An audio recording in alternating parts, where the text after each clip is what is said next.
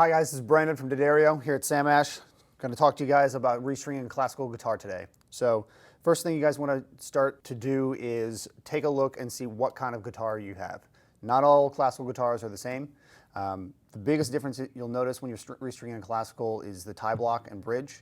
Most of them have 6 holes in them, some of them have 9, some of them have 12.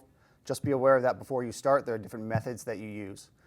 Today we're going to talk about the most common ways to restring the guitar when they have nylon strings on them, and they're all ties. There are a lot of different ways, a lot of good ways, so just be aware of some of the nuances that you can deal with and find out what works best for your instrument. Before you get started, make sure you've got a tuner, a headstand, a pair of wire cutters, and a winder to make your job a little bit easier as we go forward. Knowing your instrument means knowing what kind of tension you have on your instrument. It's really important that you don't make large jumps in tension. If you're going from normal tension to hard tension, totally okay. If you're going from hard tension to extra hard tension, totally okay.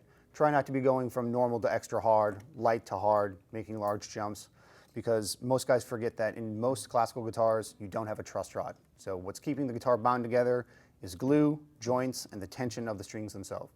This is particularly true when you're talking about vintage instruments. So something you want to be very careful is changing the tension on any kind of vintage instrument you might have.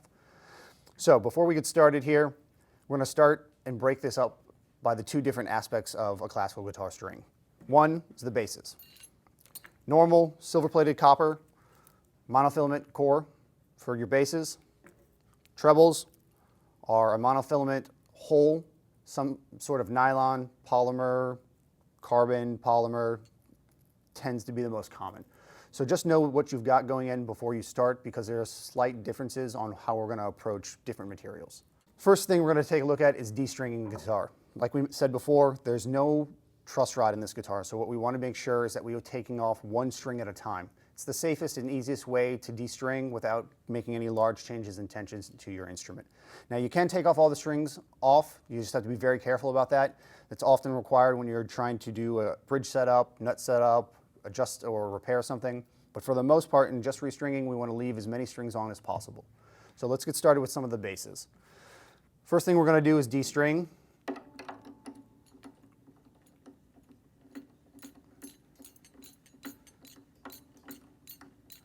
Now I've got a good bit of slack on this here now. You can see there's not a lot of tension. You can always clip these guys off. Oftentimes if you have any kind of ties up here at the top, it's easier to clip it, undo the tie instead of trying to work around the entire string. So we're just going to give this a quick clip here. Removing the string from the bottom is really simple. Lift up on the tie, and you'll be able to simply pull it through its own windings. That way you're not really trying to strip the tie block or any of the holes that are in there. At the top, sometimes we've got ties, same kind of method.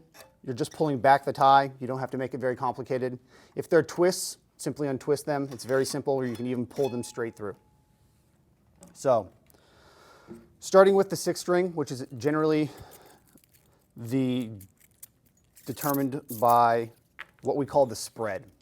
Now, in all D'Addario strings on the 6th string, you're going to find a spot right here in the 6th string. You'll be able to tell that it's the 6th string not just because of the label, but because there is a spread of windings that are looser than the rest. This comes from not wanting to do damage to any of your bridges, and also making it simpler and easier and more flexible to manipulate around the tie block. So traditionally this end is used at the bridge. Now that's not always true. Lots of people use this end because they find it to be more stiff and easier to manipulate. It's really a preference thing. There's no right or wrong. Just find out what works best for your instrument. Particularly if you have a multiple hole instrument for your basses, it definitely makes it easier to have the rigid part to manipulate around. One thing we want to make sure though is that when you're tying it off down here, and I'll show you at the end, that you don't clip through the spread itself. What happens then is the string comes unwound and you can compromise the string, and it can also make it slip. So we'll start right down here at the bottom. The general rule for classical strings is very simple. Over then under. So we're going to go over the nut under and through the tie block, just like this. Once we're here, we're going to go over the tie block and under the string again. Now you can see where the flexible spread part makes it easier to do this. One more time, we're going to go over the string and then under the string. Now, that creates one loop.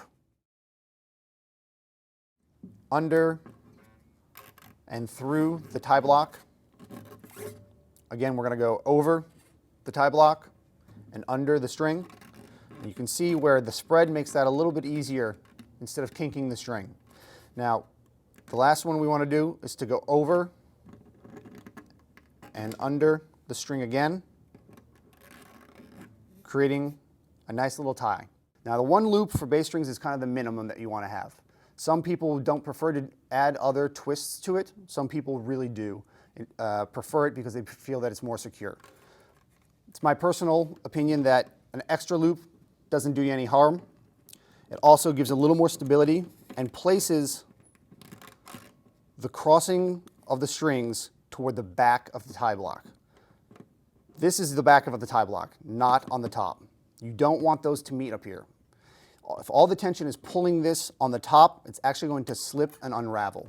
So what you want to make sure is that where these strings cross and meet is right here at the back of the block.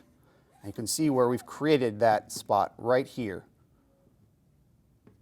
So coming to the top of the guitar, so you're going to go over the top,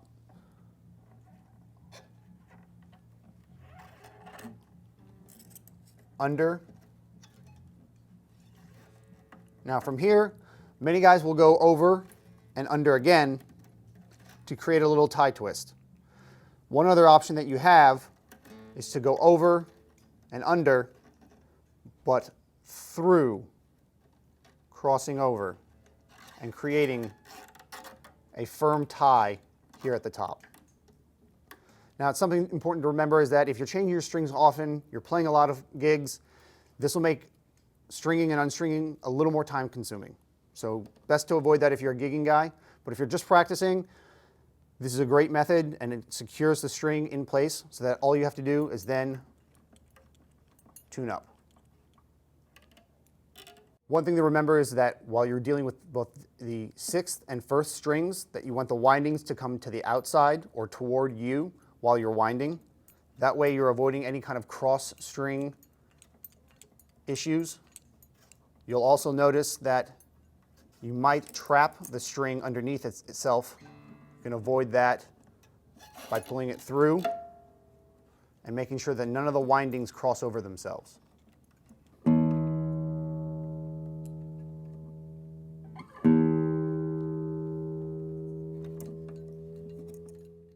So there you have it, one string done. Now you're going to do the rest of the bass strings just the same way. The only difference is that at the top of the tuning pegs, you're going to have the windings coming into the inside. That way there's no cross string issues.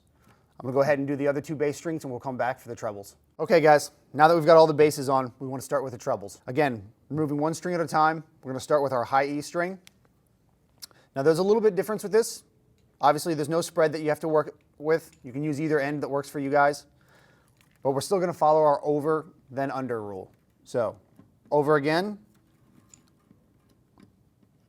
under and through the tie block.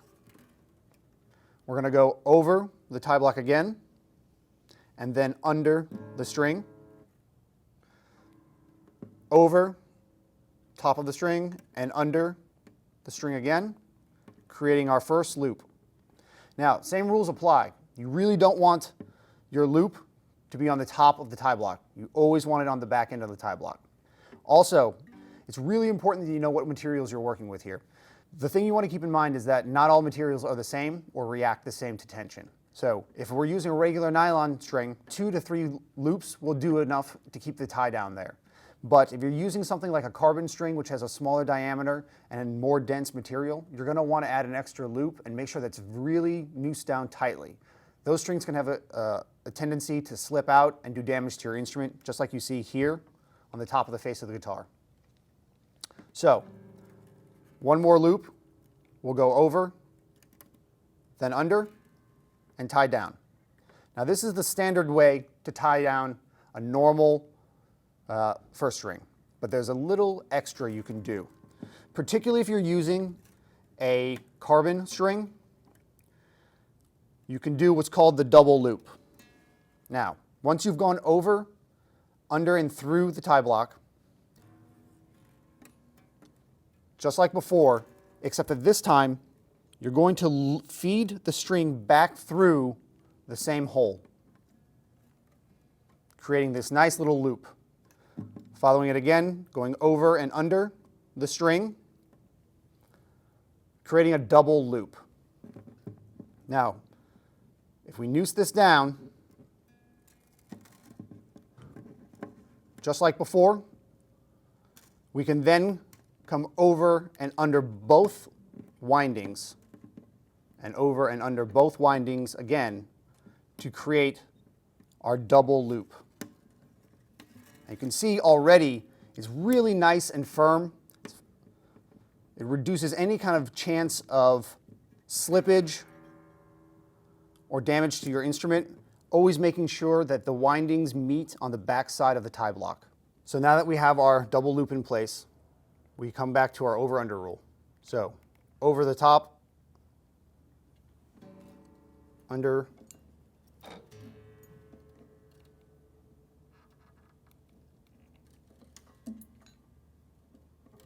now same rules apply. We can create our lock twist by going over and under the string, or we can create a tie directly by going over and through the loop that we create. Just like that. Then wind your string as normal, up to tension. Also, just like the sixth string, we want to make sure the windings go to the outside or away from you with your treble high E string.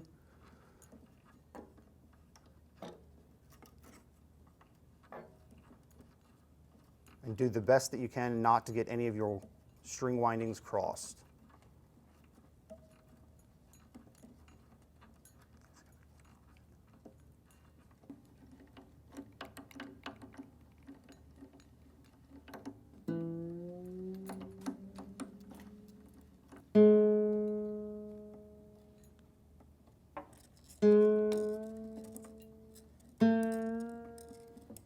So now that we've got all of our strings on, the last thing we want to do is make sure that we clip the excess strings off. On a classical, this can lead to buzzing and rattling, so it's really important that you don't clip them too short or too long. So, easiest way to do that is to take your guitar and line up just close enough.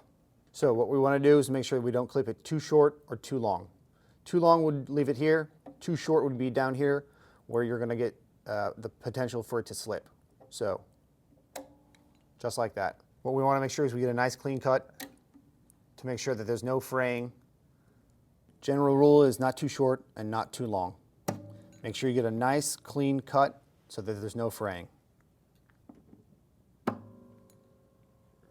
There you go, fully strung up classical guitar. I'm Brandon from D'Addario. Be sure to check out all your Pro Arte products at Sam Ash.